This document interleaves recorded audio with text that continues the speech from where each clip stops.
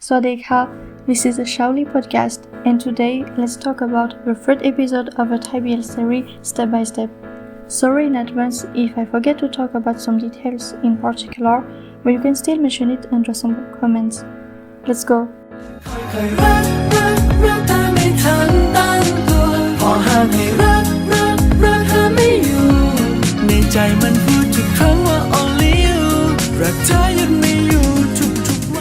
So what happened in this episode? Pat was very worried about the assessment he sent to Kunjeng, and when he went to the secretary named Boy to ask if he could unsend or suppress it, she said no, it was already sent and it was anyway under anonymous.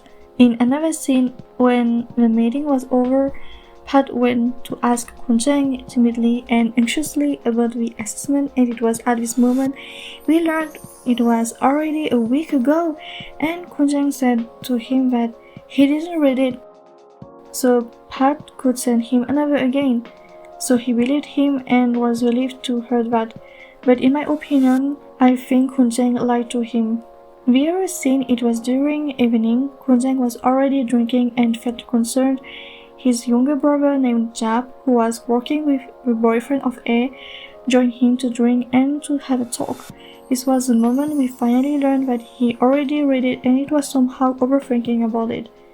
He even asked his brother if he was really like this kind of person, such as narcissistic, lack of empathy, and micromanaging people.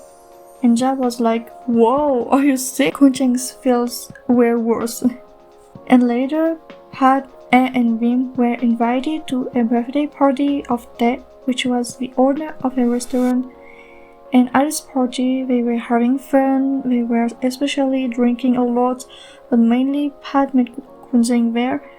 At first, when he was out of the washroom, he heard a familiar voice was talking with two employees. It was about stuff in the kitchen, but Pat wasn't sure about that. Even when Tae came to join them at the table and talking about his friends, he mentioned the name of Kunjeng and it surprised Pat, but he was still unsure if it was the same person or not. And finally, when they were playing some quiz, Kunjeng showed up to help, like a boss. So after the party, Pat was really drunk, but Kunjeng decided to take care of him by taking him to his home, and that's why Pat was confused the next morning, but he figured it out when he saw his family picture that he was at Kunjeng's home. He only knew that Kunjeng already read his assessment. He panicked, but he didn't really say anything. He was instead caring. Pat happened to meet Kunjeng's parents there, and that was so awkward. Poor him. The father seemed really cold and unhappy about the fact his son brought a random guy at home, maybe. And I think his mom was maybe the only one surprised. She at least greeted both of them and said to take care of Pat well. And they didn't ask further questions. Pat and Kunjeng were in the car, and it was funny because one was worried and panicking, unlike the other who was rather chill about it, but maybe he was panicking, but not like Pat. Well, it was a funny moment, but I won't go in details. They went to their separate ways. Pat was probably going to take us away or something like that, while Kunjeng went to his restaurant. Then at his restaurant, he met his best friend Tae, and they indeed had some talk about how Kunjeng felt. Like yesterday at the birthday party, he made mistakes. It was messy in the kitchen, and he knew it was because of Pat.